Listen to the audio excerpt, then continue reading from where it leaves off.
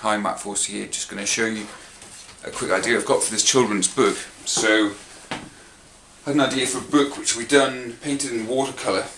This was the first storyboard, very technical here. As you can see, I think we're going to end up with somewhere between 14 and 16 pages. It's a story about two little girls, or a girl and a boy, in a wood, and they find a monster, and he plays them a flute and they dance, and it's all very funny. And he takes them home and puts them to bed, and that's about it, really.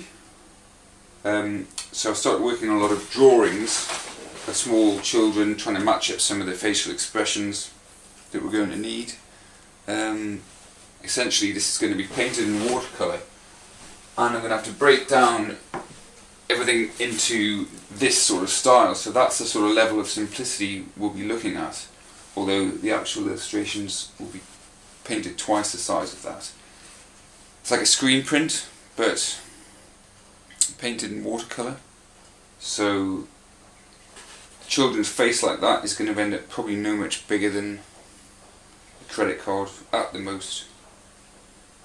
So I've got to establish a very simple way of working, which will happen through just trial and error. So here's an example of a drawing where these will be broken down to maybe something, they'll probably stand about 3 or 4 inches high.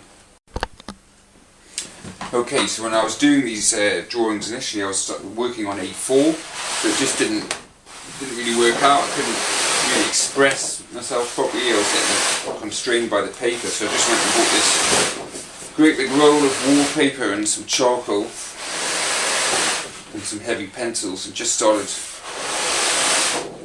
working through some ideas, setting some of the faces. I think it's going to be the faces which are going to be the hardest part.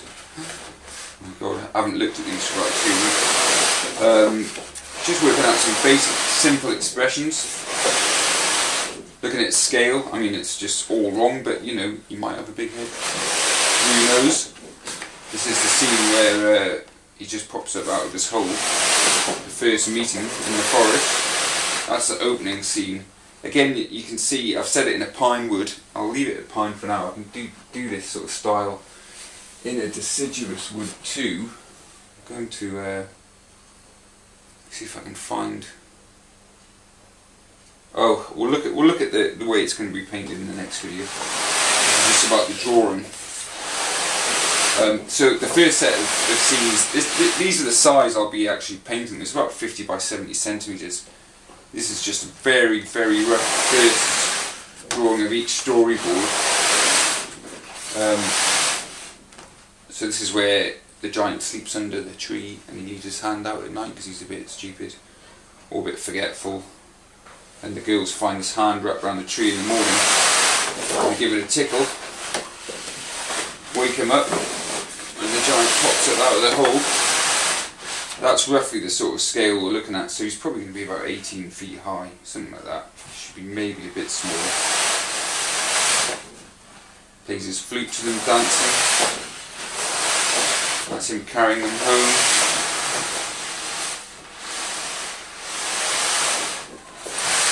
So, yeah, just in a little bit more detail then, that's this giant can only be seen by children, not adults, so when they go out for picnics with their parents, or sort of he's larking about in the background.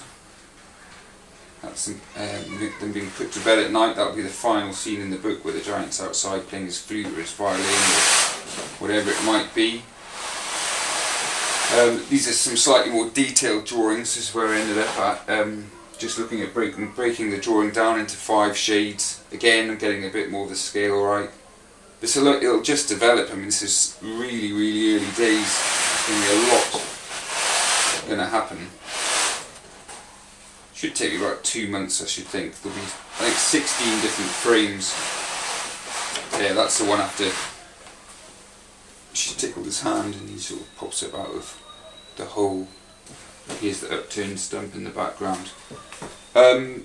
Yeah, so 16 really high quality illustration. I mean, I don't really see the storyline being too difficult, but it's going to be the illustration, and Furthermore, the publishing, which is going to be the hard bit, so if anyone's got any advice on publishing or self-publishing, I think the first run will have to be always interested in distribution. And this could be done this year, so this is a start. I'll do another video in a couple of weeks, at which point I should have got somewhere with one of the paintings. I mean, I know the style, I know the palette, I know the colours, I know exactly how it's going to look in my head. It's just a question of getting it out.